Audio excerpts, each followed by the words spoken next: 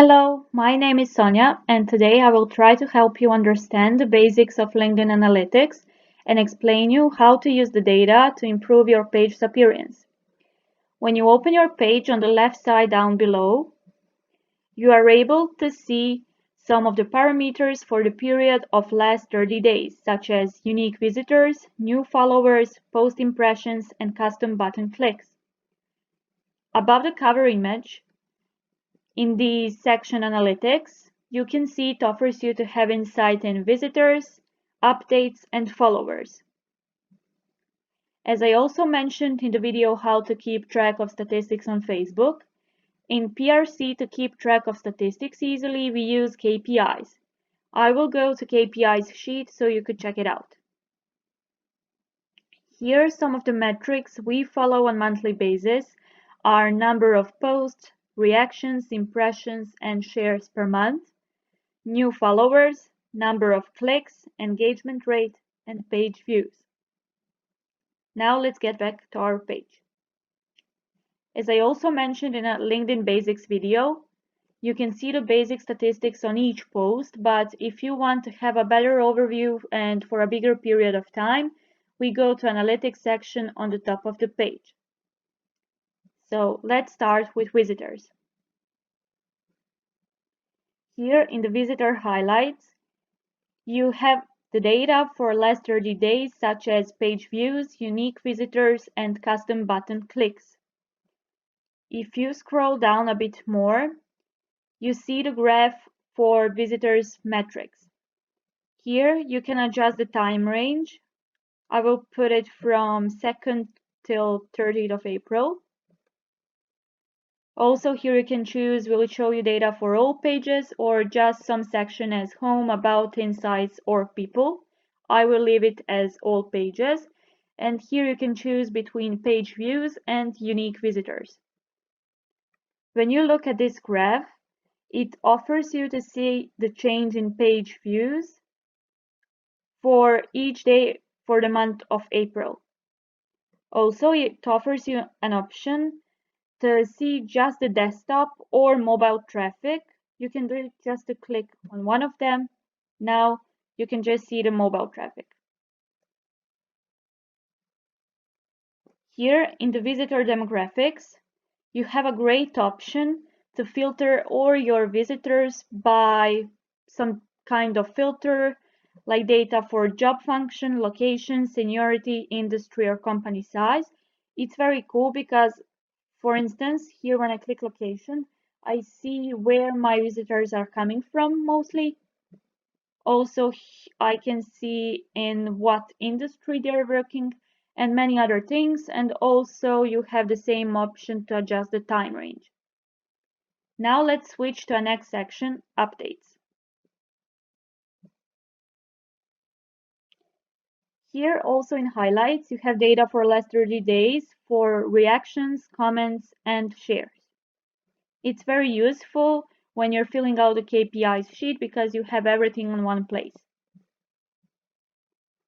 Here on this graph down below, you can also adjust the time range and choose the metric you want to follow. Here we follow impressions from 15th of April until 29th of April. Also, you can turn on to see the sponsored impressions, actually the impressions for sponsored content, but as we didn't have any sponsored content, we just have the results for impressions for organic content. Down below, you have an overview of all our updates. When I'm filling out the KPIs sheet, I usually adjust the time range. I will do it again so I can show you.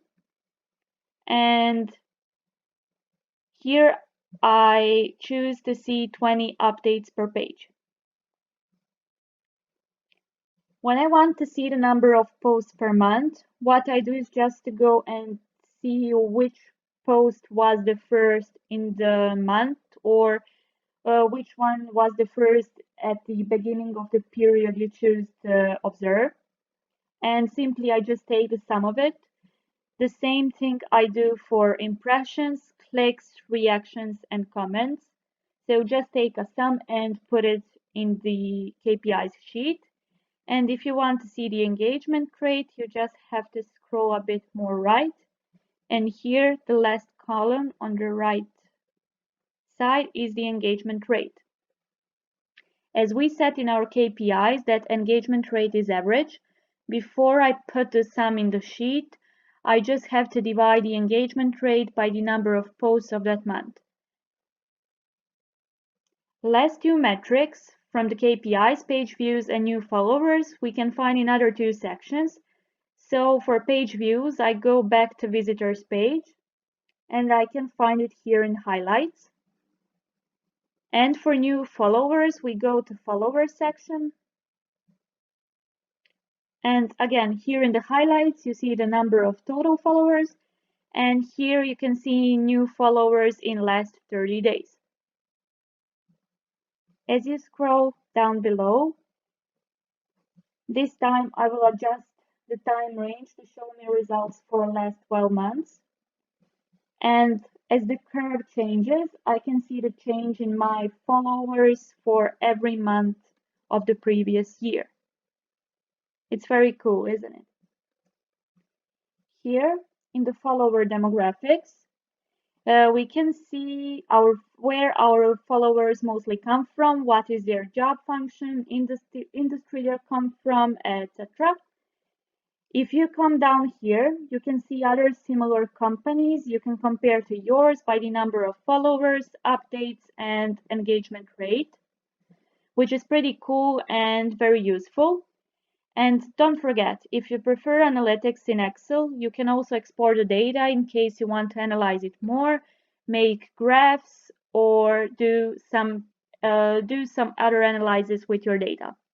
Okay, that would be all about analytics basics for this video. In case you want to learn more, visit YouTube. There you can find some nice and helpful videos for beginners. Just take some time for yourself to explore and understand it, and there will be no problems. Have a nice day.